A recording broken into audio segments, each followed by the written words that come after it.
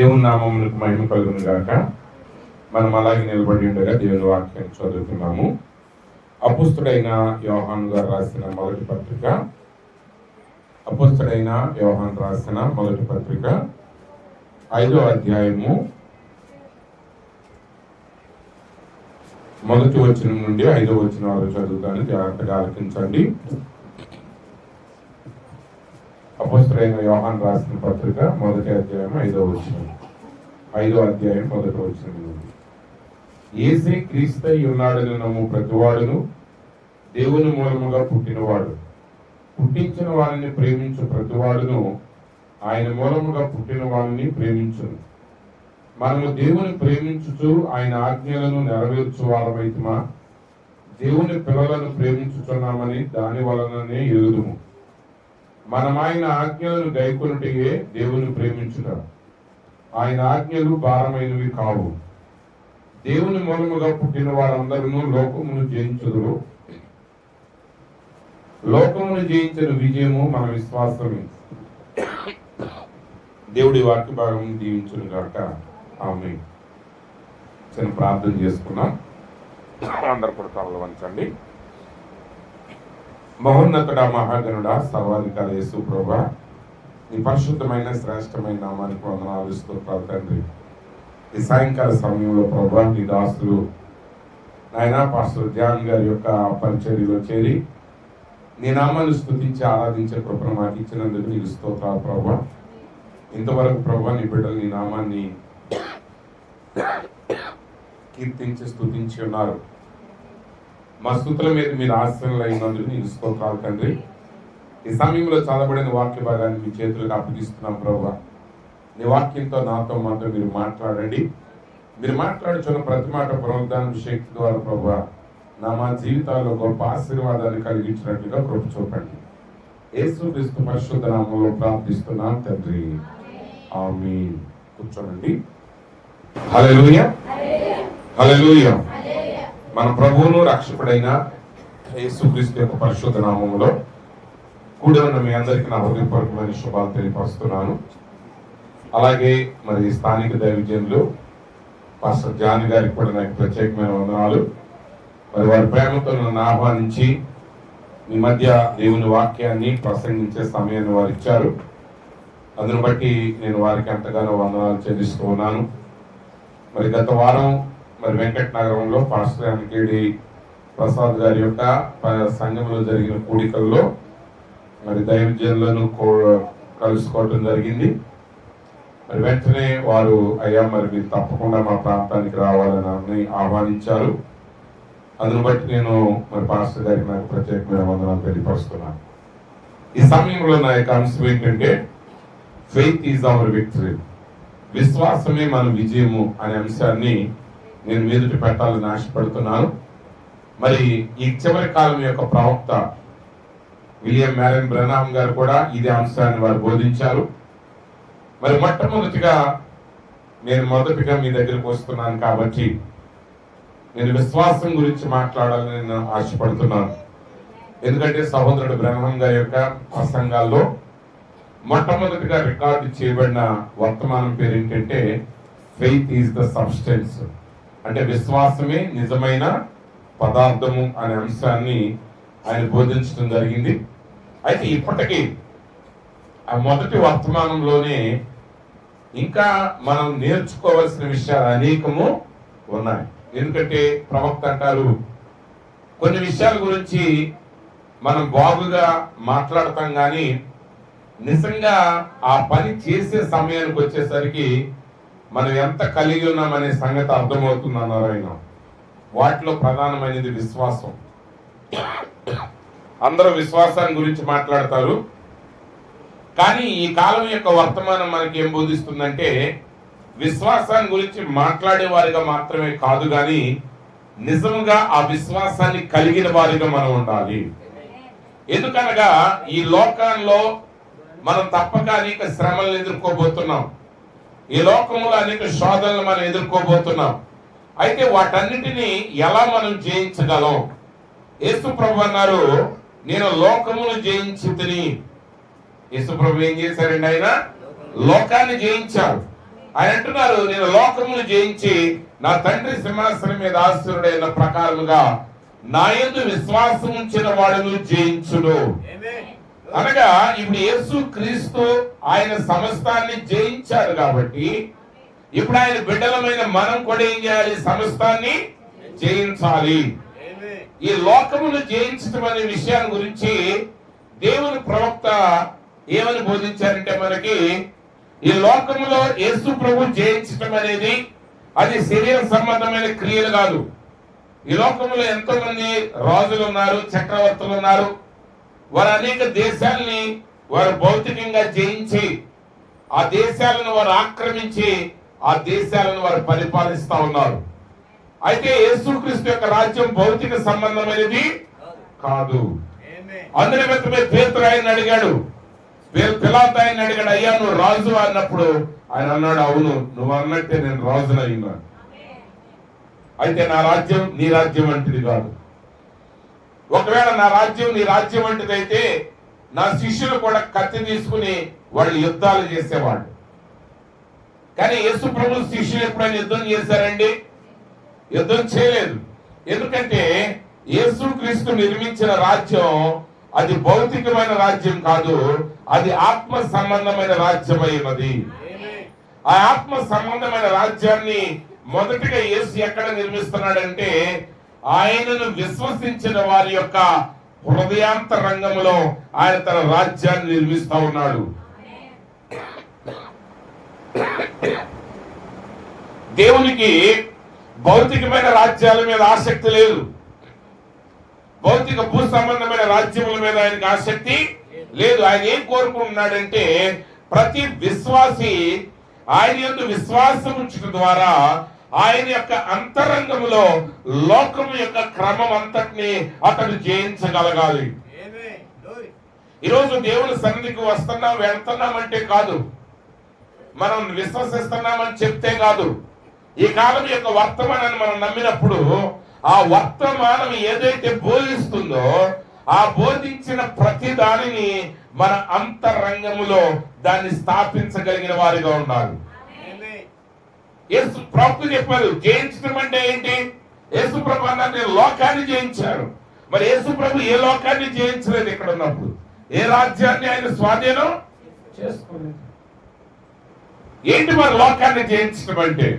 ప్రవక్త అన్నాడు, లోకమును జయించడం అంటే లోకము యొక్క క్రమమును జయించడం, లోకం యొక్క పద్ధతులను జయించడం, లోకం యొక్క ఆచారాలను జయించడం. దేవుడిని నమ్మిన ప్రతి విశ్వాసి ఏం చేస్తాడంటే ఆ కాలములో ఏ ఆచారాలైతే ఏ నమ్మకాలైతే లోకం మీద విస్తారంగా ప్రబలి ఉంటాయో వాటిని అతడు వాక్యము ద్వారా జయించి దానికంటే భిన్నమైన జీవితాన్ని అతడు జీవిస్తాడు. క్రైస్తవుడు అంటే అందరూ చేస్తున్నారండి మేము కూడా అలాగే చేస్తున్నాం అంటాం కాదు.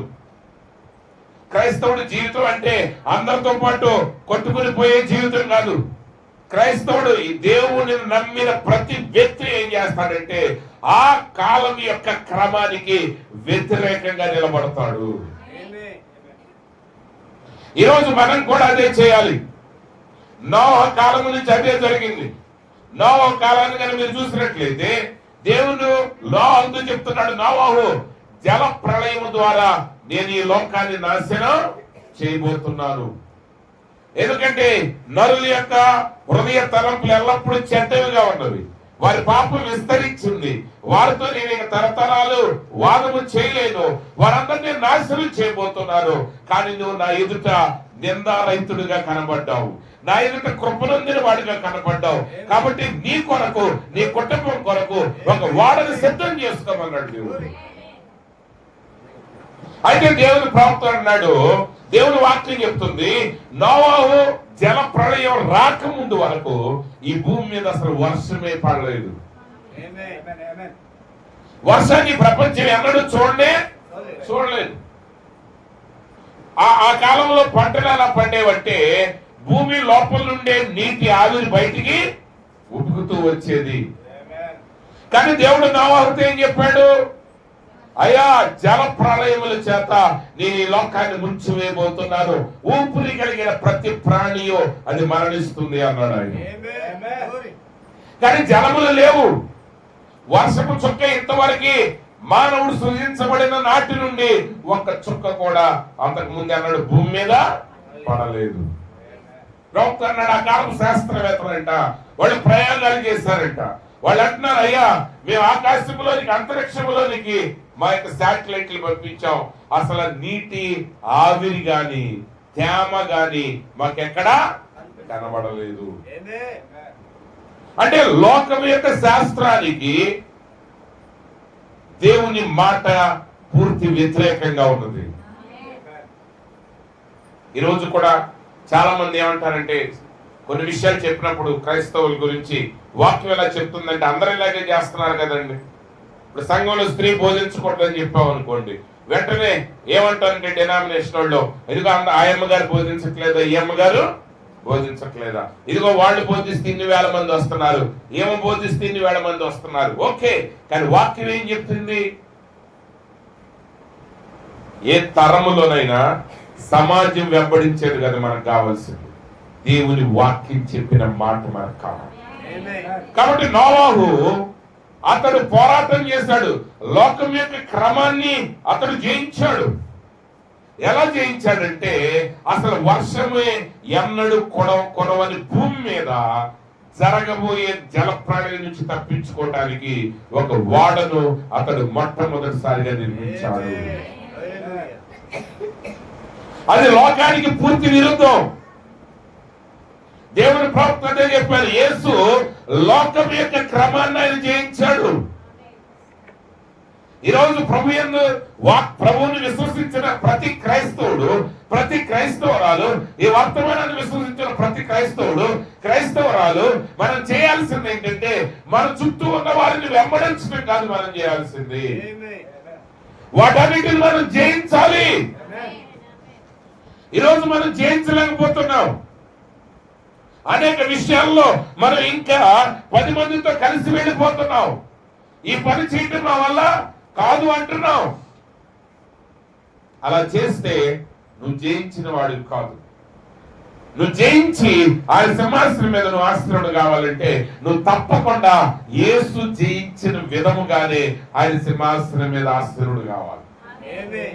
యేసుక్రీస్తు వారసత్వాన్ని బట్టి పొందుకోలేదు దాన్ని. అంటే దాని అందరూ త్రిత్వం గురించి మాట్లాడట్లేదు. దేవుడు ఒక్కడే. మనందరికీ ఆ సంగతి బాగా తెలుసు. ఆ పాత నిబంధనలో యెహోవా దేవుడే శరీరధారిగా యేసుక్రీస్తు ఈ లోకానికి ఆయన వచ్చాడు.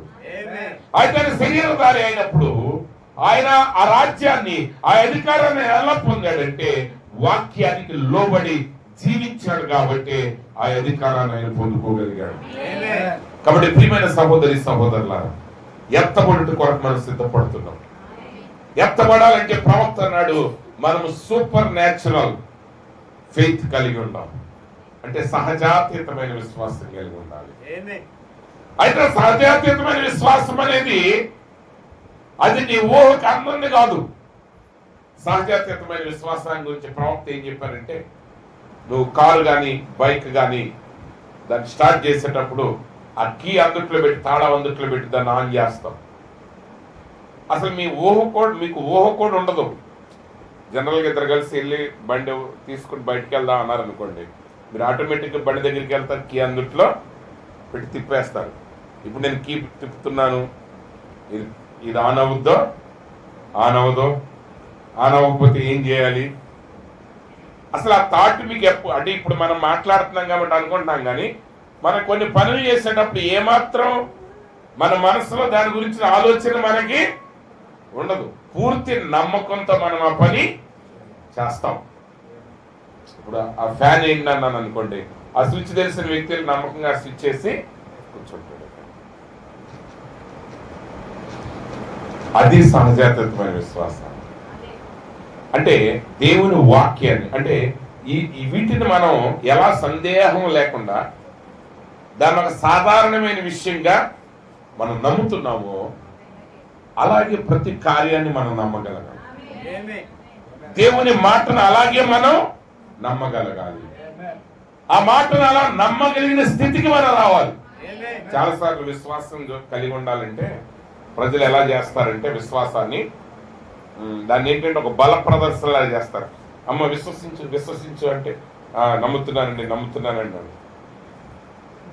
అంటే అది నిజంగా విశ్వాసమా? కాదు, అది తయారు చేయబడ్డ విశ్వాసం.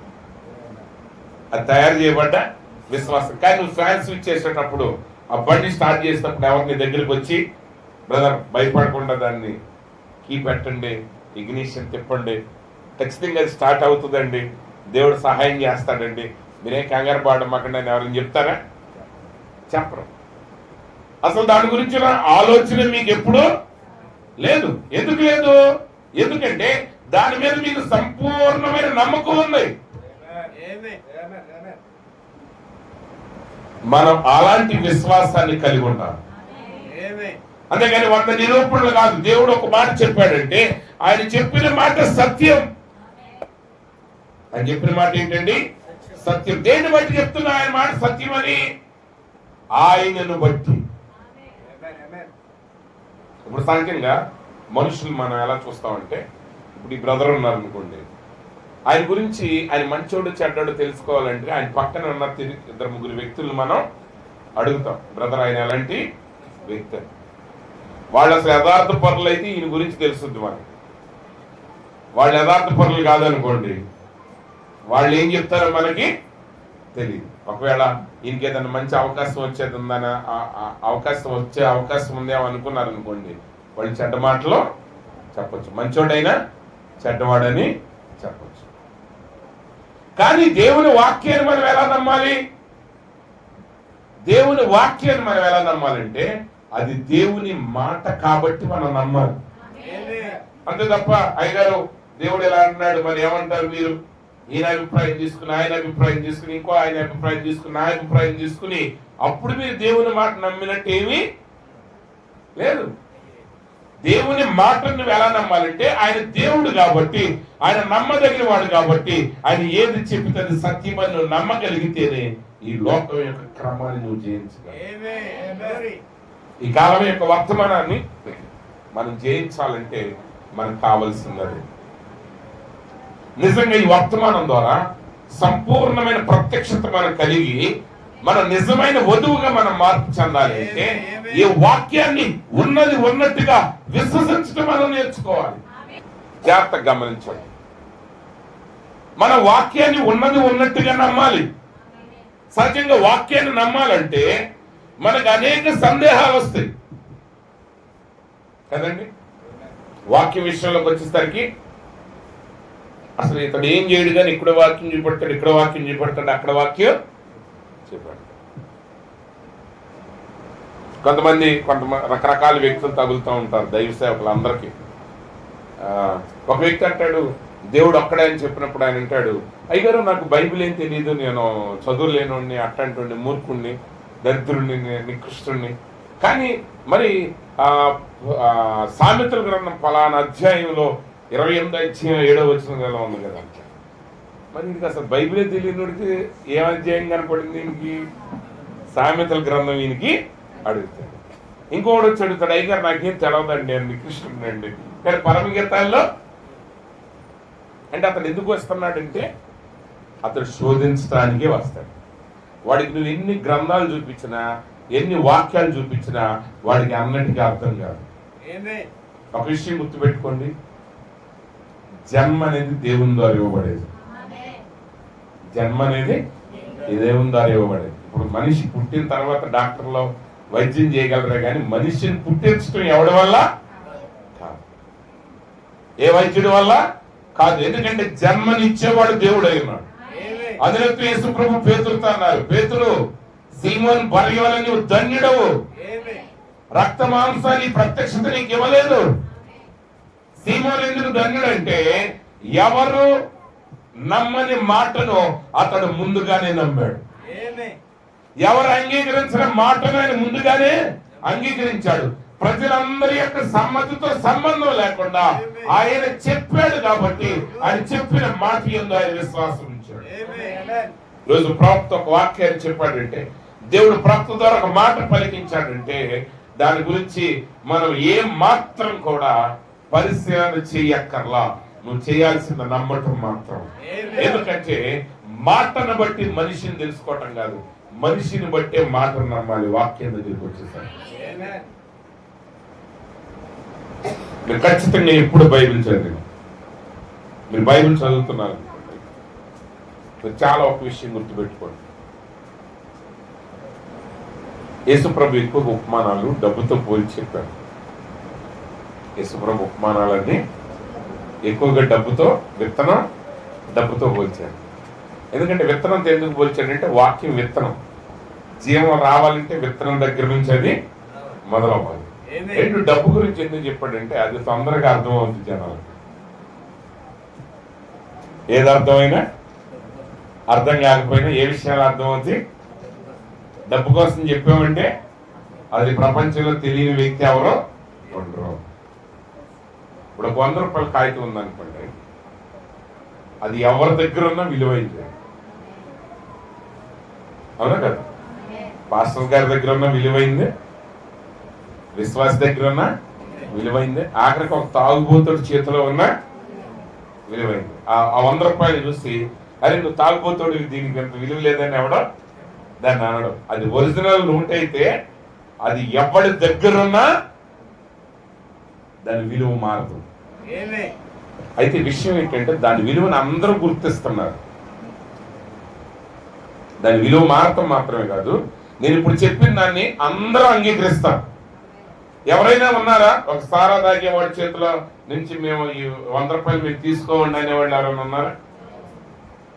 ఉన్నారా? లేదు. కరోనా వచ్చినప్పుడు కూడా మనుషుల దగ్గరికి రాలేదు, డబ్బుల దగ్గరికి రానిచ్చారు అన్న, అవునా? కరోనా టైంలో ఎవరిని రానిలేదు మన దగ్గరికి, మనుషుల్ని రానిలేదు. ఎవరిని రానిచ్చారు? డబ్బులు రానిచ్చారు. ఎందుకంటే డబ్బుకు అంటుండదు,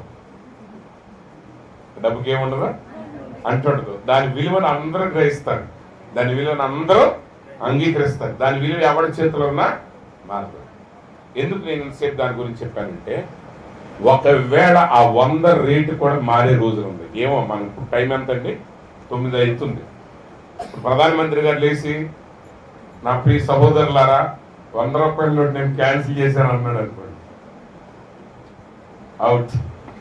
మీ జేబులో ఉన్న డబ్బులన్నీ ఎందుకు పనికిరా? ఒకసారి ఒక ఆయన చెప్పారు, ఆయన అంటే వేరే దేశం వెళ్తున్నారంట, ఆయన డబ్బులు తీసుకుని ఆ దేశానికి వెళ్ళాడంట. ఇక్కడ ఎక్కినప్పుడు 7ంటికి ఎక్కాడంట బాంబేలో, అక్కడ దిగేసరికి 5-6 గంటల ప్రయాణం, మధ్యరాత్రిలో దిగాడు. ఆయన దిగి అక్కడ డబ్బులు కడతాను డబ్బులు తిత్తే ఈ డబ్బులన్నీ చల్లవని అంటున్నారంట.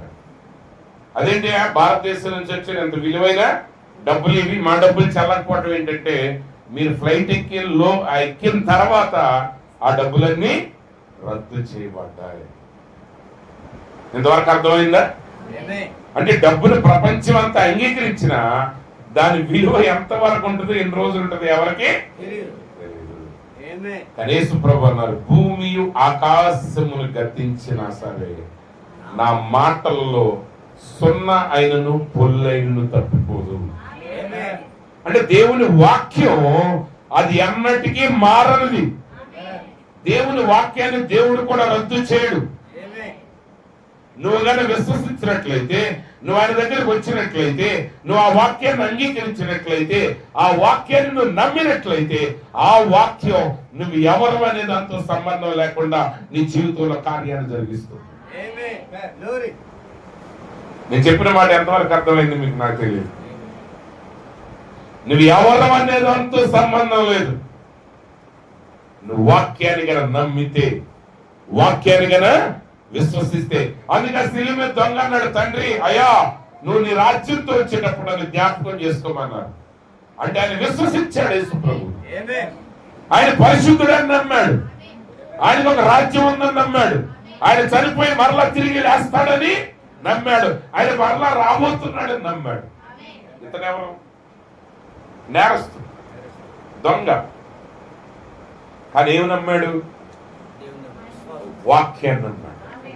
అంటే ఒక దొంగ చేతిలో ఉన్న డబ్బు అయినా విలువైందా కాదా? నమ్మిన ఎడల ఆ వాక్యాన్ని అతడు నమ్మితే, బహుశా మిగిలిన వాళ్ళు అంటారు, నువ్వు ప్రార్థన చేస్తే మాత్రం కార్యాలు జరుగుతాయా? నువ్వు దొంగవి, నేరస్తుడివి, ఇక్కడ నువ్వు మరణశిక్ష పొందుతున్నావు, నీకు పరలోక రాజ్యం కావాలా అని మనుషులు అనొచ్చు, కానీ అతడు వాక్యాన్ని నమ్మాడు. ఈరోజు ప్రతి విశ్వాసి వాక్యాన్ని నమ్మాడు. వాదనలొద్దు. ఈరోజు ప్రజలు ఏం చేస్తారంటే వాదములతో వివాదాలతో దేవుని వాక్యం యొక్క విలువని పోగొట్టుకుంటున్నారు. దేవుని వాక్యం యొక్క విలువని ఏం చేస్తారండి వాళ్ళు పోగొట్టుకుంటున్నారు. చాలా జాగ్రత్తగా వినండి.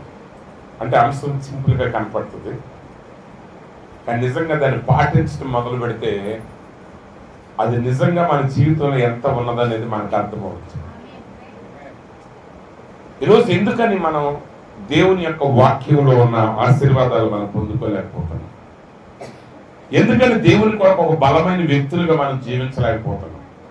ఎందుకని లోకం యొక్క పద్ధతుల్ని మనం ఇంకా జయించలేకపోతున్నాం? ఇంకా వివాహాలు వచ్చేటప్పుడు, గృహప్రవేశాలు చేసేటప్పుడు, ఇంట్లో ఏదైనా కార్యాలు జరిగేటప్పుడు ఇంకా ఆచారాలు ఎందుకని లోపలికి వస్తున్నాయి? ఎందుకు వస్తున్నాయి అంటే వాటిని ఇంకా జయించలేకపోతున్నాం. మనం వాటిని ఇంకా జయించలేకపోతున్నాం. చాలా విషయాలు ఉన్నాయి. ఈరోజు క్రైస్తవ్యంలో అనేక కార్యాలు వారిని ఎదగనీయకుండా చేస్తున్నాయి, వారిని ఒక ఉన్నతమైన స్థానానికి వెళ్ళనీయకుండా చేస్తున్నాయి. కానీ యేసు ప్రభు ఆయన దేవునితో నడిచే విషయంలో ఆయన ఏది అడ్డగించలేకపోయింది. ఏదైనా అడ్డగించిందా ప్రభుని? ఏంటి అడ్డగించు? ఎందుకు అడ్డగించలా? ఆయన వాక్యం మీద సంపూర్ణమైన విశ్వాసాన్ని ఉంచాడు. దేవుని ప్రవక్త అన్నాడు, వాక్యం చెప్తుంది, తండ్రి ఏది చేయడం కుమారుడు చూస్తున్నాడు, దానినే తప్ప కుమారుడు ఏమీ చేయట్లేదు. ఈరోజు మనం ఏం చేయాలి? వాక్యాన్ని ఉన్నది ఉన్నట్టుగా నమ్మాలి. నువ్వు వర్తమానాన్ని చదివేటప్పుడు ఉన్నది ఉన్నట్టుగా వాక్యాన్ని నువ్వు నమ్మాలి, ఆ వాక్యాన్ని విశ్వసించాలి, ఆ వాక్య ప్రకారంగా జీవించడం మొదలు పెట్టాలి. అప్పుడు దేవుడి రాజ్యం నీ లోపల ప్రత్యక్షం అవటాన్ని నువ్వు చూస్తావు. అప్పుడు సమస్తాన్ని నువ్వు జయించగలవు. లోకంతో పాటు మనం తిరగక్కర్లా. ఈరోజు ఆ విశ్వాసం లేకే మనుషులు విఫలమవుతున్నారు. ఒక చిన్న విషయం చెప్తాను, జాగ్రత్తగా వినండి. నోవాహుని గురించి మనం చూసాం కదా. ప్రపంచమంతా బహుశా నోవాహుని ఒక పిచ్చివాడి కింద ప్రకటించుంటారు. ఎందుకంటే శాస్త్రానికి కంప్లీట్ వ్యతిరేకంగా ఆయన మాట్లాడు. ఈ రోజుకి సైంటిస్టులు అంటా ఉంటారు, దేవుని వాక్యం చెప్పింది వేరు, సైన్స్ చెప్పేది వేరు అంటారు. కొంతమంది సైంటిస్టులు నమ్మే వాళ్ళు ఉన్నారు, నమ్మని వాళ్ళు ఉన్నారు. నమ్మని వాళ్ళు రకరకాలుగా మాట్లాడతారు. కానీ ఒక విషయం గుర్తుపెట్టుకోండి, సైన్స్ అంగీకరించిందా అంగీకరించలేదా అనేది అక్కడ విషయం కాదు, మన విశ్వాసం. ఆమె నోవాహు వెదర్ రిపోర్ట్స్ ని, వాతావరణ శాఖల యొక్క ఆ సమాచారాన్ని ఆయన తెప్పించుకోలేదు. ఆయన వెళ్ళి శాస్త్రజ్ఞుల దగ్గరికి వెళ్ళాయా, దేవుడు ఏదో పైనుంచి వర్షం పడుతుంది అంటున్నాడు, పైనుంచి నీళ్లు వస్తాయంట, ఆ నీళ్ళకు భూమి అంతా మునిగిపోతుందంట, అది నిజమేనా? అసలు ఏమన్నా అవకాశం ఏమైనా ఉందా అని అడగల. ఆయన అడగకుండానే వాళ్ళందరూ రిపోర్ట్స్ తీసుకొచ్చారు, నోవాహు నువ్వు చెప్పేది కంప్లీట్ గా తప్పు. ఈరోజు ప్రవక్త యొక్క మాటలను కూడా కొంతమంది దాన్ని తప్పుగా తీస్తున్నారు. ఆయన ఏం చెప్పాడు, ఆయన చెప్పిన కోణములు చెప్పట్లేదు. వాళ్ళు దాంట్లో తప్పులు ఎత్తి చూపే విషయంలో చూస్తున్నారు. కానీ ఒకటి మాత్రం గుర్తుపెట్టుకోండి, దేవుడు అన్నాడు తప్పు చెప్పడు, తప్పు చేయడు. ఒక మంచి ఉదాహరణ చెప్తాను, జాగ్రత్తగా. యేసు ప్రభు వారు ఆయన కొద్ది సంవత్సరాలు పరిచయం చేసిన తర్వాత వేలాది మంది ఆయన్ని వెంబడించడం మొదలుపెట్టారు. అనేక మంది శిష్యులు, 70 మంది కంటే ఎక్కువ మంది శిష్యులు ఆయనకున్నారు. ఒకరోజు యేసు ప్రభు లేచి అన్నారు, నా శరీరము తిని నా రక్తం త్రాగితేనే గాని మీరు నిత్య జీవం కలిగి ఉంటారు. నా శరీరం తిని నా రక్తం త్రాగితేనే గాని మీరు జీవం కలిగిన వారై ఉంటారు అన్నారు. మీరైతే ఏం చేస్తారు? మీరందరూ ఇప్పుడు పారిపోయేవాడిని తిట్టుకుంటారు కదా. పారిపోయి మనంగా అక్కడే ఉంటే మనం కూడా పారిపోయేవాడు. యేసు ప్రభుని విడిచి వెళ్ళిపోతాం. ఎందుకు వెళ్ళిపోతాం అంటే యేసు ప్రభు చెప్పిన బోధ చాలా తప్పు అక్కడ వాక్య ప్రకారం. ఎందుకంటే దేవుని వాక్యమే చెప్తుంది ఏ జంతువు యొక్క రక్తాన్ని మీరు తినకూడదు, ఏ జంతువు యొక్క రక్తాన్ని మీరు తినకూడదు. నోవహుకు దేవుడు చెప్పాడు, ఇదిగో జంతువులను మీకు కూరముక్కగా ఇచ్చిన్నాను, కానీ రక్తాన్ని నువ్వు తినకూడదు, దాన్ని నేల మీద ఉలికించాలి. బైబిల్ గ్రంథం అంతా, ధర్మశాస్త్రం అంతా దేవుడు మరలా మరలా మరలా చెప్పాడు. ఏమని చెప్పాడంటే రక్తం తాగకూడదు, రక్తాన్ని మీరు తినకూడదు. ఎందుకంటే రక్తంలో ఏముంటుంది? ప్రాణం ఉంటది. ఆ ప్రాణం విషయమై నేను మిమ్మల్ని లెక్క అడుగుతానన్నాడు. తర్వాత అనేక జంతువులు ఉన్నాయి, చెడ్డ జంతువులు ఉన్నాయి, అపవిత్రమైన జంతువులు ఉన్నాయి. కానీ ఇప్పుడు యేసు ప్రభు ఏమన్నాడు? ఆయన శరీరాన్ని తినమన్నాడు. ఇది ఎలా సాధ్యం? ఒక మనిషి శరీరాన్ని తినొచ్చా? ఒక మనిషి యొక్క రక్తాన్ని తాగొచ్చా? వాక్య ప్రకారంగా మనిషి యొక్క రక్తం కాదు, అసలు ఒక పక్షి యొక్క రక్తాన్ని కూడా మానవుడు తాగకూడదు. అని ఇప్పుడు ప్రభు ఏమంటున్నారు? యేసు ప్రభు ఆ బోధకుడు ఏమంటున్నాడు? నా రక్తం తాగండి, నా శరీరాన్ని తినండి అంటే నరమాంస భక్షకులుగా చేస్తున్నాడు. ఇది కష్టం అని చెప్పాడు, వెళ్ళిపోయారు. మీరందరూ ఎందుకు అనుకుంటున్నారంటే అంత తేలిగ్గా? జవాబు మీకు తెలిసింది. జవాబు ఇప్పుడు మీకు తెలిసింది కాబట్టి మీకు తేలిగ్గా ఉంది. కానీ ఒక్కసారి మీరు ఊహించండి, ఎవరికి అందరి సిచ్యువేషన్ వచ్చినప్పుడు. పేతురుకు కూడా తెలియదు ఏంటో సంగతి, కానీ పేతురు యేసు ప్రభు దగ్గర మిగిలిపోయాడు. యేసు ప్రభు పేతురుని అడిగాడు, పేతురు మీరు కూడా వెళ్ళిపోవాలనుకుంటున్నారంటే పేతురు అన్నాడు, ప్రభువా నిత్య జీవం కలిగిన మాటలు నీ యొద్ద ఉండగా నిన్ను విడిచి మేము ఎక్కడికి వెళ్ళగా. జాగ్రత్తగా చెప్తానండి, మాటలను బట్టి మనిషిని కాదు అంగీకరించాల్సింది, మనిషిని బట్టి మాటను అంగీకరించాలి. నువ్వు ఏం నమ్మాలంటే ముందు ఆయన రక్షకుడు అని నమ్మాలి. నువ్వు వర్తమానం నీకు అర్థం కావాలంటే నువ్వు ఆయన వర్తమానికుడు అని నమ్మాలి.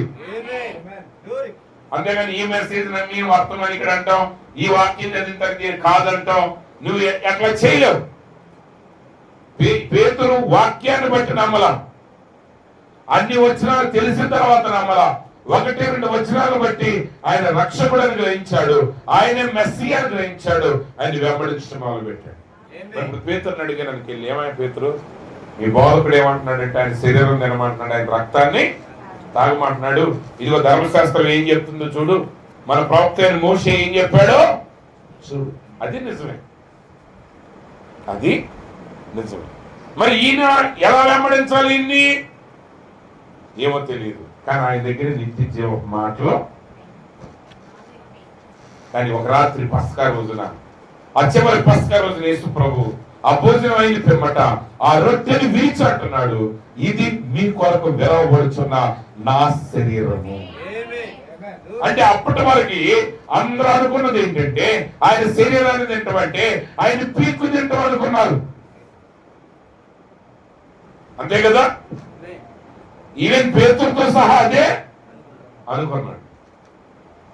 కానీ పేతురు అడగల, నమ్మాడు. ఏదైనా ఇంక చెప్తే కరెక్ట్, అదేంటో నాకు అర్థం కాలేదు. కానీ ఆ రాత్రి ప్రభు అంటున్నాడు, ఆ యొక్క రొట్టెను విరిచి, ఈ రొట్టె నా శరీరం. ఆయన అయిపోయిన తర్వాత ఆ ద్రాక్షారసాన్ని తీసుకుని ఆ గిన్నెను పైకెత్తి అన్నాడు, ఇది మీ కొరకు చిందించబడుచున్న నా నిబంధన రక్తం, కొత్త నిబంధన రక్తం అన్నాడు. ఏమంటే ఆ రోజు యేసు ప్రభు ప్రసంగం చేసేటప్పుడు ఆ రొట్టెని ఎత్తుకుని ఆ ద్రాక్షారసాన్ని చూపించి, అయ్యా నా శరీరం తిని నా రక్తాన్ని దాటితేనే మీరు యోగ్యులు, ఇదిగో ఈ రొట్టె నా శరీరం, ఈ ద్రాక్షారసమే నా రక్తం అని ఉంటే వాళ్ళలో ఒక్కడైనా వెళ్ళేవాడా? చెప్పండి. వాళ్ళు అనుకునేవాడు రొట్టెలు చేపలతో పాటు ఇప్పుడు మనకి ద్రాక్షారసం కూడా పోస్తున్నాడు అని అనుకునేవాడు. లోకాన్ని జయించాలంటే ఆయన మీద మనకు నమ్మకం ఉండాలి. మిగిలిన వాళ్ళందరూ వెళ్ళిపోయారు, వెళ్ళిపోయిన వాళ్ళందరూ వాక్యాన్ని బట్టే వెళ్ళారు. కానీ పేతురు నమ్మాడు. ఆ వాక్యం ఆయనకు అర్థం కాకపోయినా ఈయన ఎన్నడు వాక్యానికి వ్యతిరేకంగా మనల్ని నడిపించడు. కానీ ఎలా నడిపిస్తాడో మనకి తెలియదు. ఆయన నమ్మాడు. అదే ఈరోజు నీకు నాకు కావాల్సింది. నువ్వు ఆయన మూలంగా జన్మించిన వాడు అయితే నువ్వు దేవుని మాటను నమ్ముతావు. అంటే ఈ వాక్యాన్ని నువ్వు చదివేటప్పుడు, ఈ వాక్యంలో ఉన్న ఏ మాట నువ్వు విన్నప్పుడు, ఒక 100 రూపాయలు దాని విలువను ఎన్నడు తప్పుకి ఎలా గ్రహిస్తావో, అలాగే ఇందులో రాయబడిన ప్రతి మాట భూమి ఆకాశం కంటే కూడా నమ్మదగినవి. ఎందుకంటే ఒక రోజున భూమి ఆకాశం కూడా గతించిపోయిన తర్వాత కూడా ఈ వాక్యం నిలిచి ఉంటుంది. ఈ వాక్యం ఏమై ఉంటుంది? నిలిచి ఉంటుంది.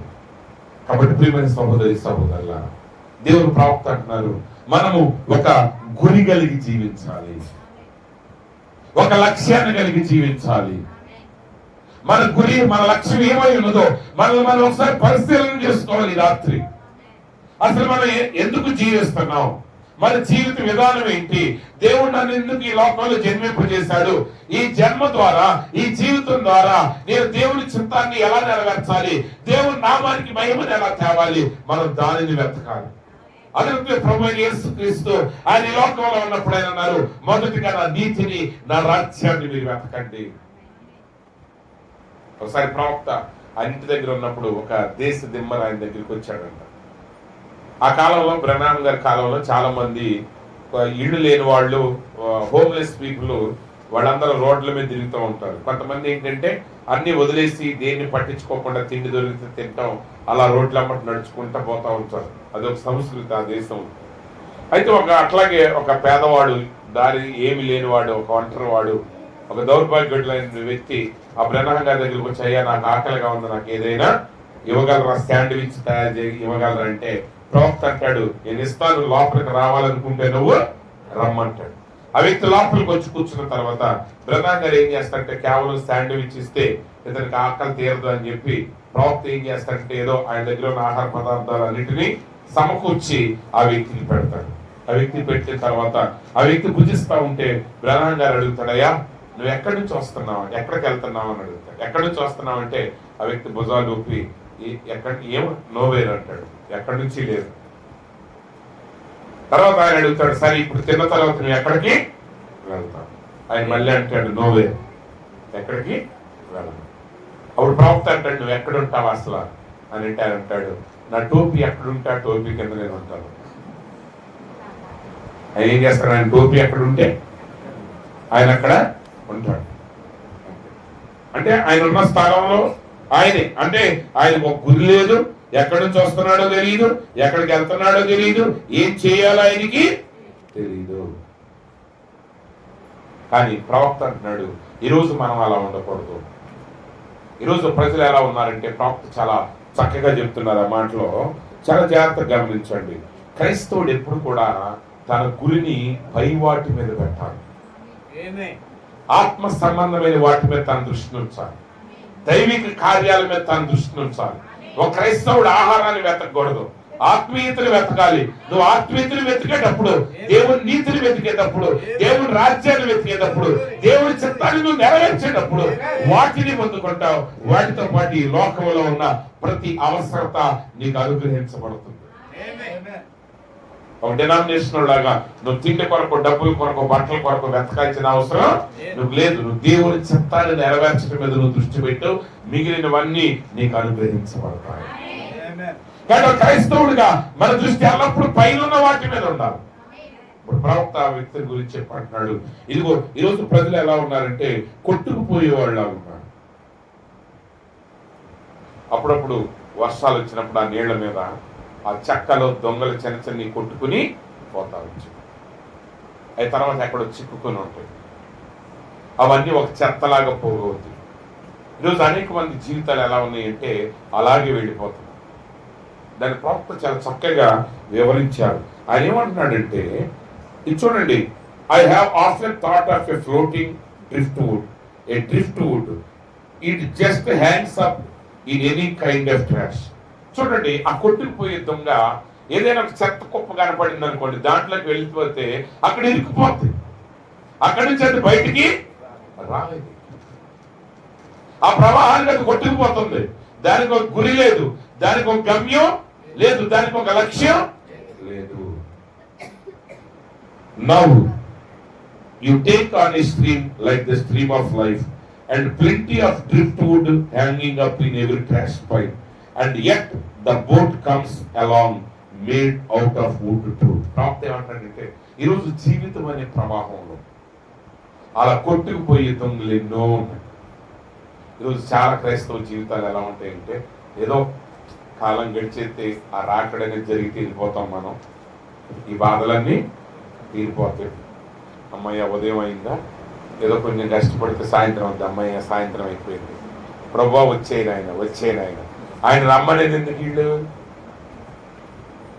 అంటే ఈ పనులన్నీ తప్పించుకోవచ్చు, ఇంకా ఈ బాధలన్నీ తప్పించుకోవచ్చు. క్రైస్తవ జీవితం అనేది సరదాగా కూర్చునేది కాదండి.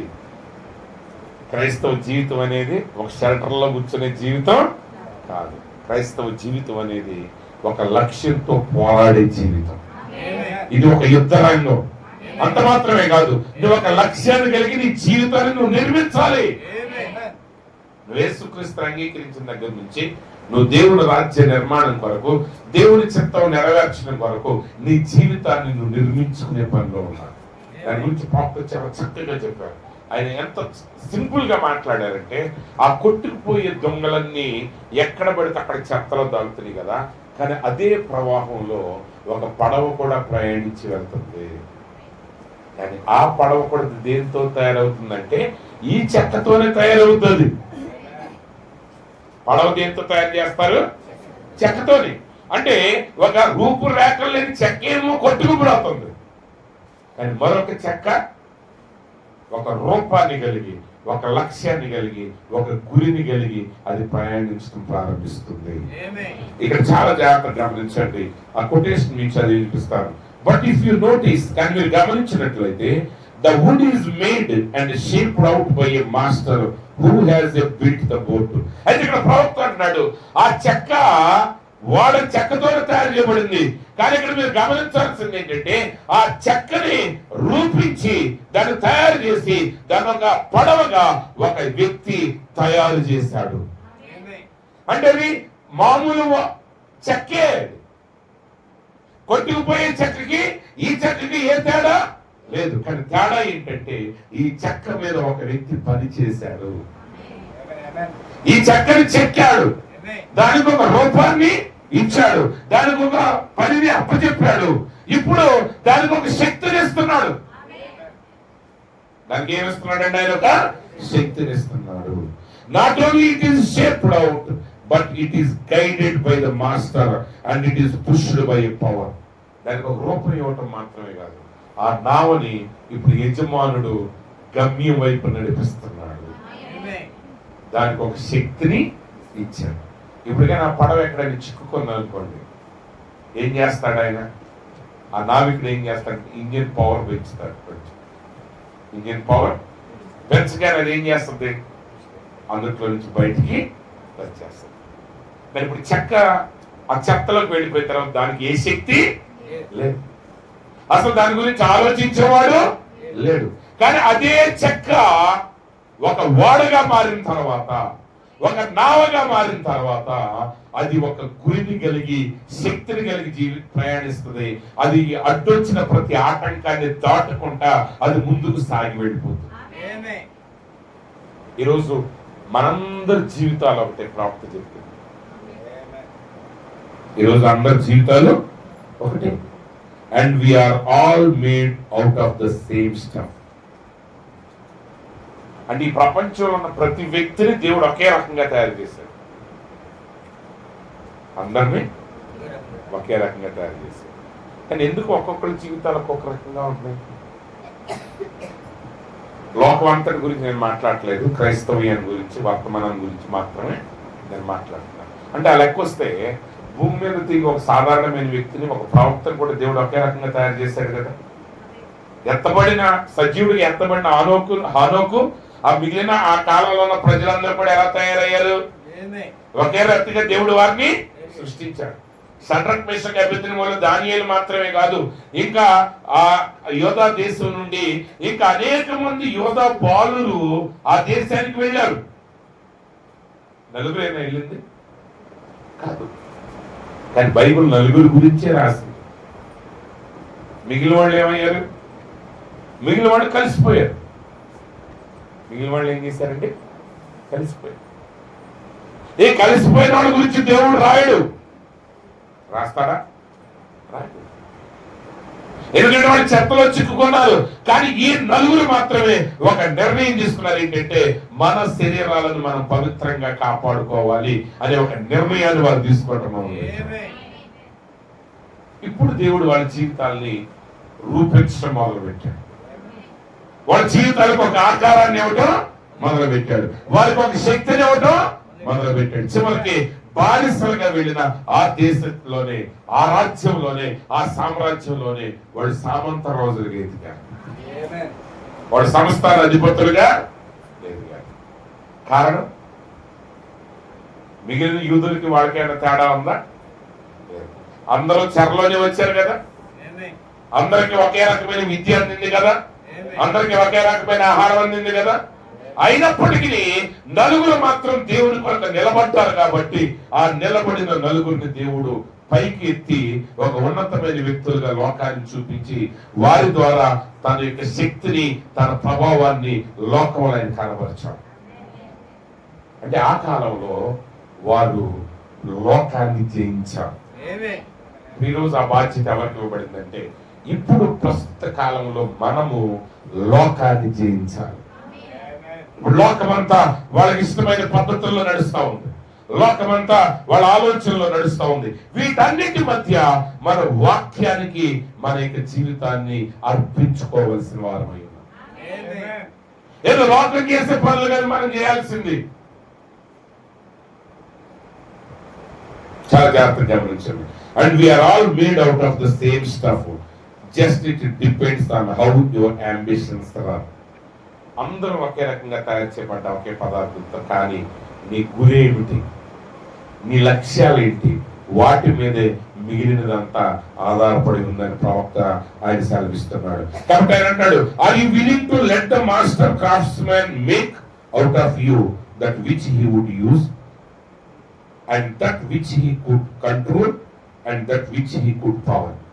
ఆ గొప్ప యజమానుడికి నీ జీవితాన్ని అప్పగించుకోవటానికి నీకు ఇష్టమైన, నీ జీవితం మీద పనిచేయటానికి ఆయనకు అనుమతిస్తావా? నీ జీవితాన్ని ఆయనకు అప్పగిస్తేనే ఆయన తన స్వాధీనంలోకి తీసుకుని ఆయన నియంత్రించగలిగేటువంటి ఒక మహోన్నతమైన కళాఖండంగా ఆయన మనల్ని మలచగలడు. ఆ మహోన్నతమైన కళాఖండానికి ఆయన శక్తిని ఇస్తాడు. షడ్రక్ మెషక్ అబేద్నెగోలకి ఆయన శక్తినిచ్చాడు. కాబట్టి 7 అంతలు చేయబడిన అగ్నిగుండం కూడా వారిని తాకలేకపోయింది. అగ్ని వాసన కూడా వారికి అంటలేదు. వారి వెంట్రుకు కూడా కమరలేదు. కారణం ఏంటంటే దేవుడు రూపించడం మాత్రమే కాదు, దానికి శక్తినిస్తాడు. నీకు రూపించేవాడు ఆయన, నీకు ఆజ్ఞ ఇచ్చేవాడు ఆయన. నువ్వు లోబడినట్లయితే ఆ వాక్యాన్ని నెరవేర్చే శక్తినిచ్చేవాడు కూడా ఆయన ఉన్నాడు. నాడు ప్రియమైన సహోదరి సహోదరులారా, నీ జీవితంలో నువ్వు ఎలాంటి సమస్యతో నువ్వు బాధపడుతున్నావు? అది ఆర్థిక సమస్యలు కావచ్చు, అది కుటుంబాల సమస్యలు కావచ్చు, ఒకవేళ అది మానసికమైన సమస్య కావచ్చు. నీ సమస్య ఏదైనా పరిష్కారం యేసుక్రీస్తు అయి ఉన్నాడు. ఆయనకు అసాధ్యమైంది ఏది లేదు. ప్రవక్త యొక్క జీవితంలో వైద్య శాస్త్రం పక్కన పెట్టిన అనేక కార్యాలు జరిగాయి. డాక్టర్లు ఇంకా రేపు చచ్చిపోతారన్న మనుషుల్ని ప్రవక్త ప్రార్థన చేసి ఆయన దర్శనంలో చూసి ఆయన చెప్పేవాడు, రేపు ఆ వ్యక్తి ఇంటికి సజీవంగా తిరిగి వస్తున్నాడు. ఒకసారి ఒక సహోదరి, బ్రహ్నాం గారి పరిచర్య అప్పుడు స్టార్ట్ అవుతుంది. ఆయన స్వస్థత పరిచర్య అప్పుడే ప్రారంభమైంది. కొద్ది మందికి తెలుస్తూ ఉంది. ఆ దూత ఆయన దర్శించడం, ఆయన ప్రార్థన చేసినప్పుడు అనేక మంది జిమ్మి కార్చలకి స్వస్థత జరగటం. ఆ యొక్క పుస్తకాన్ని చదివి ఒక సహోదరి, ఒక నర్స్ అనుకుంటా, ఆమె ఏం చేసిందంటే ఆమెకి క్యాన్సర్ వ్యాధి ఉంది కడుపులో. ఆమె క్యాన్సర్ వ్యాధి ఉన్నప్పుడు ఆమె మరి హాస్పిటల్లో ఆమెకు ట్రీట్మెంట్ ఇచ్చేటప్పుడు డాక్టర్లు ఆమెకు ఆపరేషన్ చేయాలనుకుంటారు. వాళ్ళు ఆపరేషన్ చేసడానికి ఆమె తీసుకుని వెళ్ళి ఆ మత్తు ఇచ్చి ఆ కడుపు పోసినప్పుడు ఏమవుతుందంటే ఆ గడ్డ వీళ్ళు అనుకున్న దానికంటే ఇంకా ఎక్కువగా ఉంటుంది. వీళ్ళు అనుకున్న దానికంటే ఎక్కువగా ఉంది. ఇది ఇంకా ఎక్కువ ఉందని డాక్టర్ గారు ఇంకొంచెం కోసారు. అక్కడ కూడా క్యాన్సర్ ఉంది. ఇంకొంచెం కోసారు.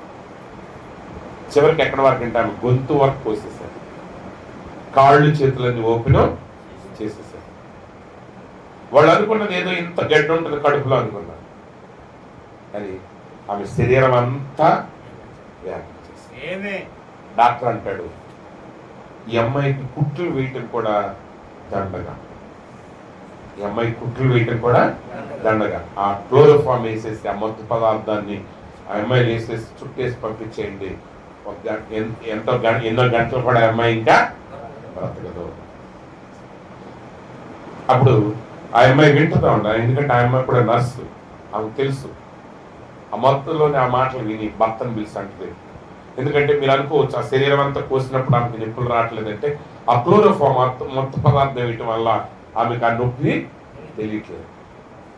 ఆమె భర్తను పిలిచి అంది, ఏమండి నేను చనిపోతానని డాక్టర్లు చెప్పారు, అయితే నేను నమ్ముతున్నాను, నేను యేసుక్రీస్తు నిరంతరం ఏకరీతిగా ఉన్నాడన్న ఆ కరపత్రిక నేను చదివాను. ఇది అక్కడ బిల్లీ బ్రహ్మం ఉన్నాడు, నువ్వు నన్ను అక్కడ తీసుకెళ్ళి నాకు ప్రార్థన చేసినట్లయితే అక్కడ నాకు స్వస్థత జరుగుద్ది, నువ్వు నన్ను నేరుగా ఆయన దగ్గరికి తీసుకెళ్ళాలి. అది బుధవారం ఆరాధన.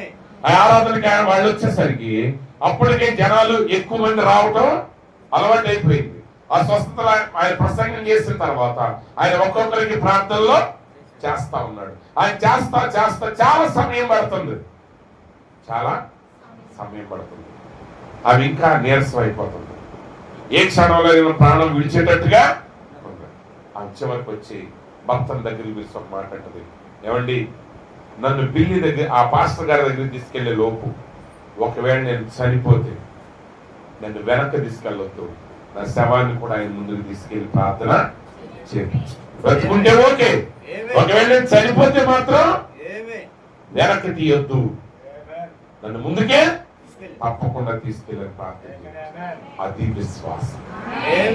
ఈరోజు దేవుడు వాక్యాన్ని మన వల్ల నమ్మాలి, కానీ మన వాక్యాన్ని నమ్మలేకపోతున్నాం. మన మనుషుల యొక్క అభిప్రాయాలు తీసుకుంటాం, సమస్యలను తీసుకుంటాం, వీళ్ళు తగ్గుతుంది అనుకుంటేనే మనం అనుకుంటాం. కానీ ఆమెకి తెలుసు డాక్టర్లు ఆమెకి కుట్లు వేయటం కూడా దండగా అని చెప్పిన తర్వాత కూడా ఆమె అంటుంది, ఒకవేళ నా ప్రాణం పోయినా సరే నన్ను మాత్రం దైవజనుడి దగ్గరికి తీసుకెళ్లి ప్రార్థన చేయించు. ఈరోజు మీ జీవితంలో ఏ సమస్యలకి మనుషుల మీద ఆధారపడకండి, మనుషుల వైపు మీరు చూడకండి.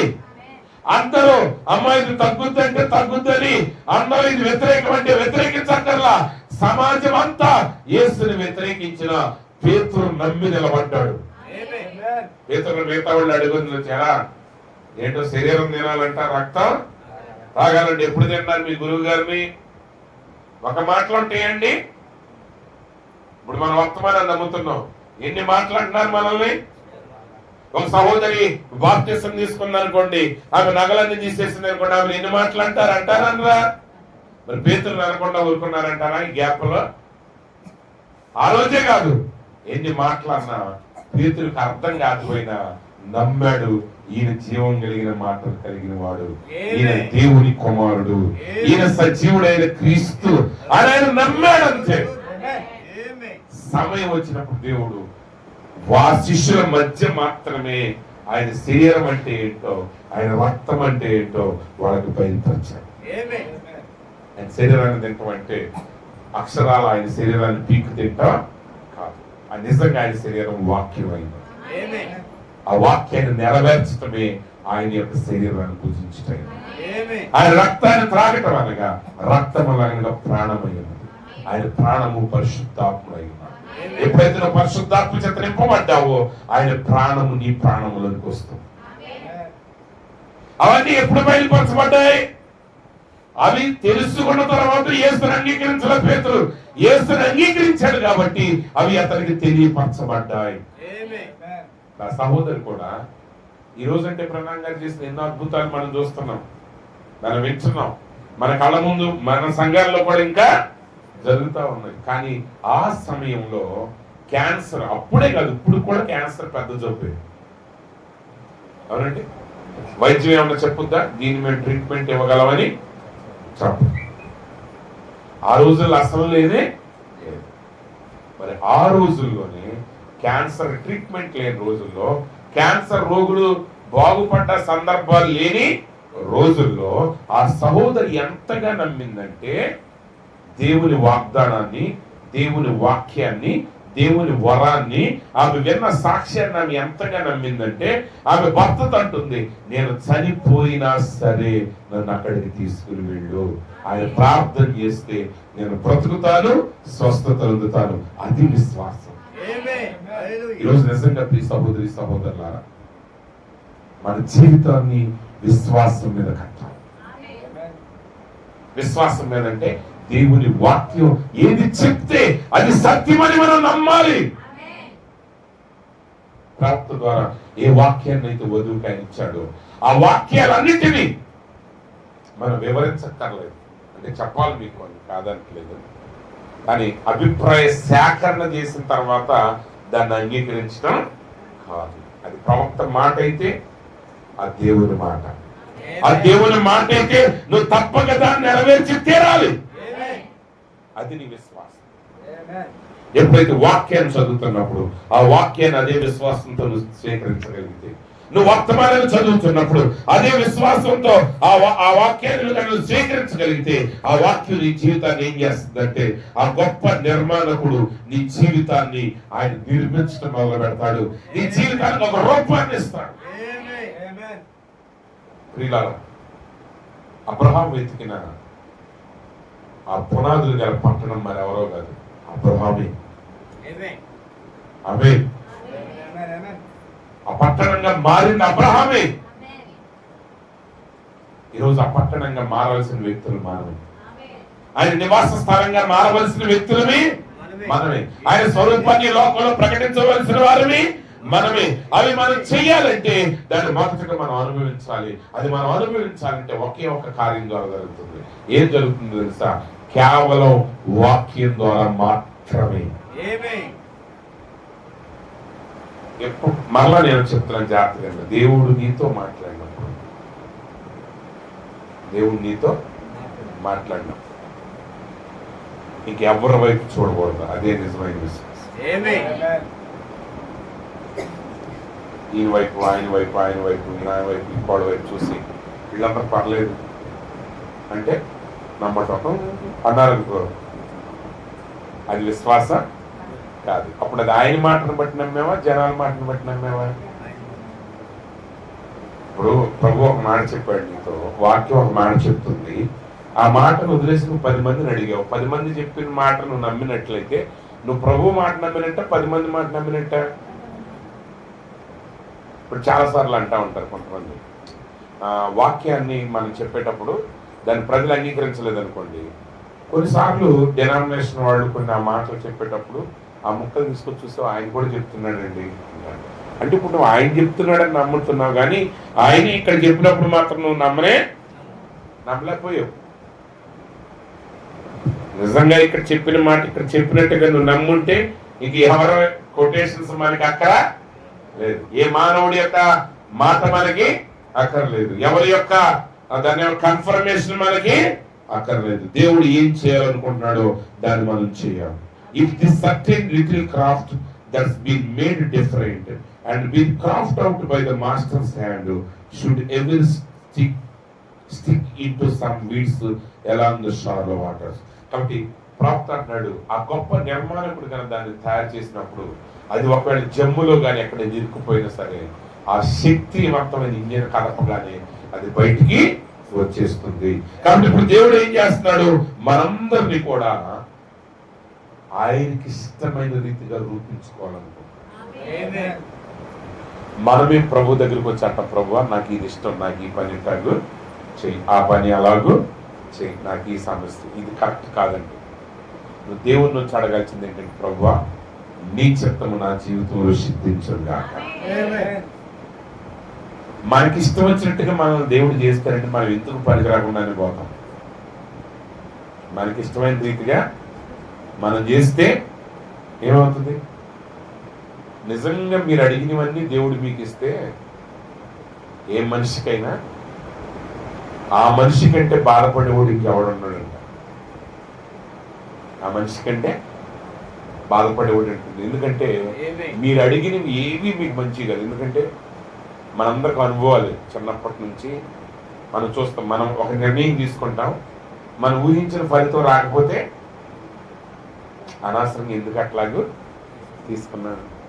కొన్నిసార్లు అందరికి భక్తులందరికీ ఒక ఐడియా ఉంటుంది, ప్రభువా ఆ రోజు ప్రార్థన చేయగానే ఎందుకు జరిగిందా, ఎట్లా నువ్వు జరగకుండా ఉంటే బాగుండేది. అనవసరంగా జరగనట్లు ఏమంటాం, మేము ప్రార్థన చేస్తే ఎందుకు ఇవ్వట్లేదు ప్రభువా అని అంటాం. అవునా? అనుభవాలు ఉన్నాయా మీకు? ఉన్నాయి. కొన్ని జరిగిపోతాయి, జరిగాక అయిన నష్టాలు అవుతాయి. ఎప్పుడంటారు, ప్రభువా ఇది అడిగితేనో ఇవ్వలేదు, ఇది అడిగితే వెంటనే ఎందుకు ఇచ్చావు, అది కూడా ఆపండాల్సింది, ఈరోజు మాకు మేలహి ఉండేది. అందుకే యోసేపు అంటాడు, దావీదు అంటాడు, శ్రమ నుండి నాకు మేలాయి. నిజంగా మనం నమ్మాల్సింది దేవుణ్ణి, మన ఆలోచనలు కాదు. మనం దేవుని చిత్తానికి అప్పగించుకోగలిగితే, మన జీవితాన్ని ఆయనకి అప్పగించగలిగితే, మన జీవితాన్ని వాక్యానికి అప్పగించగలిగితే, నీ సొంత ఆలోచనలను పక్కన పెట్టి ప్రభువా నీ చిత్తమేమై ఉన్నదో నీ చిత్తానికి అనుగుణంగా నా జీవితాన్ని రూపించు అని నీ జీవితాన్ని ఆయన చేతులకు అప్పగించు. ఆయన నిన్ను లోకాన్ని జయించిన జయశాలిగా నిలబెడతాడు, ఒక విజేతగా నిలబెడతాడు. నువ్వు లోకాన్ని జయిస్తావు. నువ్వు లోకాన్ని జయించడం మాత్రమే కాదు, ఆయన లోకాన్ని జయించి తండ్రి సింహాసనం మీద ఆసనుడైన ప్రకారంగా నీవును జయించి ఆయన సింహాసనం మీద ఆసనుడు అయి ఉంటావు. ఆయన సింహాసనం మీద ఆసనుడై ఉంటావు అంటే కూర్చోటం కాదు, అధికారాన్ని కలిగి ఉంటావు. నీ జీవితాన్ని నువ్వు నడిపించగలుగుతావు. నీ జీవితంలో వచ్చే ప్రతి ఆటంకాన్ని నువ్వు తొలగించగలుగుతావు. ఇక అనేక మంది జీవితాల్లో ఉన్నది చీకటిని నీ అధికారం చేత నువ్వు తొలగించగలుగుతావు. ఆయన ప్రతినిధిగా ఈ లోకంలో నువ్వు వాడబడతావు. అయితే దేవుడు దాన్ని ఎలా చేయగలడు? ఎలా చేయగలడంటే మనము నిలబడి ఆయన సన్నిధిలో ఆయన మనల్ని అప్పగించుకోవాలి. ఆయన ఏం చేస్తున్నా దాన్ని అంగీకరించాలి. చాలాసార్లు మనం అంటాం కదా, మనం మీరే కదా, నేను కూడా అంటుంటాను, ఈ పరిస్థితుల్లో ఏం చేయాలో నాకు అర్థం కావట్లేదు, ఏం జరుగుతుందో అర్థం కావట్లేదు అని కదండి. కానీ ఆ మాట మనం పలకూడదు, ఆ మాటలు మనం పలకూడదు. మరి అర్థం కానప్పుడు ఏమన్నా అర్థం కావట్లేదు అనుకోండి. నీ చుట్టూ ఏం జరుగుతుందో నీకు ఏమన్నప్పుడు తెలియట్లేదు అనకి ఏమనాలి? కానీ యోబు అన్నాడు, నేను నడుచు మార్గం ఆయనకి తెలియదు, నాకు తెలియదు, నా జీవితం చుట్టూ ఏం జరుగుతుందో నాకు తెలియదు. నీ జీవితంలో ఏం జరుగుతుందో నీకు తెలియకపోవచ్చు. కానీ నువ్వు గన వాక్యాన్ని నమ్మినట్లయితే, నీ జీవితాన్ని ఆయన చేతులకు అప్పగించినట్లయితే, ఏం జరుగుతుందో, ఎందుకు జరుగుతుందో, దానివల్ల వచ్చే ప్రయోజనం ఏంటో ఆయన సంపూర్తిగా ఎరిగి ఉన్నాడు. అందుకే దేవుని ప్రవక్త అంటాడు, నీ జీవితంలో ఏం జరిగినా సరే, అది లాభమైనా అది నష్టమైనా ఏమైనా జరగని, నువ్వు చెక్ చేయాల్సింది ఒకే సంగతి అంట. నువ్వు 10 లక్షలు నష్టపోయావు, ఏం చెక్ చేయాలి? రోమపత్రిక 8:28 వచ్చి, దేవుని ప్రేమించే వారికి అనగా ఆయన సంకల్పం చొప్పున పిలువబడిన వారికి మేలు కలుగుటకై సమస్తమును సమకూడి జరుగుతుంది. 10 లక్షలు నష్టం వచ్చిందా? అదే వాక్యం. ఆ వాక్యం నువ్వు చెక్ చేయాల్సింది ఏంటంటే, నేను దేవుణ్ణి ఈ సమయంలో ప్రేమిస్తున్నానా, ఇప్పుడు ప్రేమిస్తున్నానా? 10 లక్షలు నష్టపోయిన టైంలో నేను ఆయన్ని నువ్వు ప్రేమిస్తే డోంట్ వరీ, మిగతాది నీకు అనవసరం. ఆ నష్టాన్ని ఆయన మేలుకరంగా మారుస్తాడు. లేదు 10 లక్షలు నీకు వచ్చిందా, అసలు మనకు ఆలోచన ఎందుకు వస్తాయి? ఎప్పుడు అనుకోకుండా 10 lakhs కలిసి వచ్చినాయి, అసలు మనకు ఆలోచిస్తామా? ఏం ప్రభు నాకెందుకు ఇచ్చే 10 లక్షలు ఆయన, ఏం చేయమంటాను ఆయన అనం మనం అసలు. కానీ అప్పుడు కూడా నువ్వు చెక్ చేయాల్సింది ఆ వాక్యాన్ని చెక్ చేసి 10 లక్షలు నా దగ్గర ఉన్నాయి, ఇప్పుడు నేను ఈ 10 లక్షలు ప్రేమిస్తున్నానా, ప్రభువును ప్రేమిస్తున్నాను? నువ్వు ప్రభువును ప్రేమిస్తే ఆ లాభం నీకు మేలుగానే ఉంటుంది. ఒకవేళ నువ్వు ప్రభువు నా స్థితిలో ప్రేమించలేకపోయావా, నీ లాభం అని నువ్వు అనుకున్నది కొంతకాలానికి కీడుగా మారుతుంది. వాళ్ళు అంటారు అనవసరంగా వచ్చినాయి అంటే డబ్బులు, ఆ డబ్బులు ఆ టైంలో లేకుండా ఉంటేనే బాగుండేది, మంచిగా ఉండేవాళ్ళం. ఆ డబ్బులు చేతికొచ్చి ఏం చేస్తున్నాం మాకు అర్థం కాక ఇష్టం వచ్చినట్టు చేసి మా జీవితాన్ని ఇలా చెడగొట్టుకున్నామని చెప్పేవాళ్ళని మీరు వందల మందిని వినుంటారు. అవునండి. వాళ్ళు చివరికంట ఒకసారి ఒక అబ్బాయి ఉద్యోగం పోయింది, ఒక అబ్బాయిది ఉద్యోగం పోయింది. నేను పాపం ఆ సంగతి తెలిసి నేను వాదార్చడానికి వెళ్ళానండి. ఆ వ్యక్తి ఇంటికి ఆ బిడ్డని వాదార్చడానికి నేను వెళ్ళాను. అంటే స్నేహితుడు, సంఘ సభ్యుడు కాదు, నా స్నేహితుడు, చాలా కాలం క్రితం జరిగిన సంగతి. అసలు నేను షాక్ అయిపోయాను. వాడు పాపం మంచి వ్యక్తి, చాలా పనులు ఉన్నాడు, ఉద్యోగం ఎందుకు పోయింది, ఎలా బ్రతుకుతాడు, కుటుంబాన్ని ఎలా పోషిస్తాడనే ఆలోచన వెంటనే నాకు వచ్చింది. సరే ఆ వ్యక్తిని పలకరించి, అరే తమ్ముడు ఏం భయపడలేదులే, అన్ని మంచిగా జరిగితే కంగారు పడమాకని చెప్తానికి నేను వెళ్ళాను అనమాట. నేను వెళ్ళేసరికి వాళ్ళ అమ్మగారు బయట ఉన్నారు. బయట ఉండి ఎలా నాన్న ఎందుకు వచ్చావు అని అంటే, అంటే ఏం లేదా అంటే తమ్ముడిని పలకరించి వెళ్దామని వచ్చాను. ఎందుకు తెలిసిందంటే, నువ్వేం కంగారు పడమాకు నాన్న, ఆడికట్ట జరగాల్సింది. అసలు నేను కూడా ఎప్పటి నుంచో ప్రార్థన చేస్తాను, నీకు బుద్ధి చెప్పు దేవుడు అని. అంటే ఇప్పుడు ఆడికి వచ్చిన ఉద్యోగం వాళ్ళ కుటుంబానికి ఆనందాన్ని ఇవ్వట్ల. మీకు అర్థమైందా? ఆ కుటుంబానికి ఆనందాన్ని ఇవ్వట్ల, ఆ కుటుంబానికి అది ప్రయోజనకరంగా లేదు. వాడు సంపాదిస్తున్నాడు, వాడు సంపాదించే తల్లిదండ్రుల మీద పెత్తందారిగా మారిపోయాడు, వాళ్ళ మీద ఒక అధికారిగా మారిపోయాడు, వాళ్ళకి వేధించడం మొదలుపెట్టాడు. అప్పుడు నాకు తెలియదు. అప్పుడు చెప్పుకొస్తాను, నాన్న వీడి కోసం నువ్వు ప్రార్థన చేయ, మాకు నువ్వు ఒక నెల నాకు తెలుసు, నీకు వీడికి ఏదన్నా వస్తే నిన్నే చేస్తాడు. ఈ ట్రిప్ నా మాటని ఒక నెల రోజులైనా వీడి కోసం ప్రార్థన చేయకుండా ఆగు అని. అంటే కొన్ని లాభాలు కూడా ఆ కుటుంబానికి నష్టాలు ఇస్తాయి నువ్వు కనుక దేవుణ్ణి ప్రేమించకపోతే. అర్థమైందండి ఆ పాయింట్? అంటే ఏ పరిస్థితుల్లో మనం చూడాల్సింది ఏంటి? దేవుణ్ణి ప్రేమిస్తున్నామా లేమా. కాబట్టి ప్రతి సమయంలో మనం నమ్మాల్సింది వాక్యం. ఇల్లు కట్టినప్పుడు పాలు పొంగించక్కర్లా, వాక్యం ఎక్కడ లేదు. అదేమంటే నా గిన్నె నిండి పొరుగుతుందంటే ఆ గిన్నె వేరు. నువ్వు అలా చేయగలుగుతున్నావంటే కారణం ఏంటంటే, నువ్వు అక్కడ ఓడిపోతున్నావు అంటే కారణం ఏంటంటే వాక్యాన్ని నువ్వు నమ్మట్లా. వాక్యాన్ని నువ్వు నమ్మట్లా. నువ్వు నమ్మితే ఆ కార్యం నీ జీవితంలో జరుగుతుంది. ఎప్పుడు కూడా చెప్తాను, గుర్తుపెట్టుకోండి, వాక్యాన్ని నమ్మిన వారి జీవితంలోనే ఆ వాక్యం కార్యం చేస్తుంది. ఎవరితో సంబంధం లేకుండా నమ్మాలి మీరు వాక్యాన్ని. మీరు వాక్యాన్ని విశ్వసిస్తున్నామంటే అర్థం ఏంటంటే వాక్యాన్ని బట్టి మాత్రమే వాక్యాన్ని విశ్వసించాలి, కానీ ఊర్లో అందరూ నమ్ముతున్నారని నమ్మటం కాదు. ఈరోజు అనేక మంది క్రైస్తవులు అభివృద్ధి చెందనప్పుడు కారణం ఏంటంటే వాక్యాన్ని నమ్మకపోవడం. వాక్యం చెప్తుంది, నువ్వు దశమ భాగాన్ని చెల్లించు, నీ ఆస్తి అంతట్లో నీ రాబడిలో 10వ వంతు నాకు చెల్లించు, నేను ఆకాశ వాక్యం పట్టజాల నీవు నేను నీకు కుమ్మరిస్తాను. కానీ క్రైస్తవ కుటుంబాల్లో ఉన్న వాళ్ళు కూడా అనేక మంది ఇవ్వాలా ఇవ్వకూడదు అనే సందిగ్ధంలో పడిపోతున్నారే తప్ప, ఏదో సమస్యలు ఉన్నాయని చెప్తున్నారే తప్ప అది వాక్యమా కాదా అని ఆలోచన మొదటిగా చేయాలి. ఒకసారి నేను మా సంఘంలో చెప్పే ముందు ఇంకో సంఘంలో జరిగింది చెప్తాను. ఒక పాస్టర్ గారు ఉన్నారు, ఆయన ఇప్పటికి 24 చర్చలు కట్టాడు. ఆయన ఎన్ని చర్చలు కట్టాడంటే 24 చర్చలు. ఆయన 24 చర్చలు కంప్లీట్గా ఆయనే కడతాడు, అసలు ఎవరిని డబ్బులు అడగడం. ఈ ఊర్లో కొంతమంది వచ్చిన తర్వాత ఆయన సంస్థ తరఫున చర్చ్ కట్టేటప్పుడు ఆ స్థలం దగ్గర నుంచి చర్చ్ కంప్లీట్ చేసి ఓపెన్ చేసి మీటింగ్ అయిపోయే వరకు డబ్బుల్లో ఏ ఒక్క రూపాయి ఎవరిని అడగడు, ఆ పాస్టర్ గారే కడతాడు. అయితే ఆ పాస్టర్ గారు ఎందుకు కడతాడంటే ఆయన దగ్గర ఒక విశ్వాసం ఉన్నాడు, ఆ విశ్వాసి మొత్తం డబ్బులు ఎత్తాడు. ఆ విశ్వాసి మొత్తం డబ్బులు, ఒక చర్చ్ కడతాం మొదలు పెడితే ఒక్క 5 పైసలు కూడా ఎవడివ్వటానికి దానికి వీల్లేదు. కంప్లీట్ అమౌంట్ తీసుకొచ్చి పాస్టర్ గారికి ఇస్తారు. పాస్టర్ గారు ఎంత అయిందంటే అంత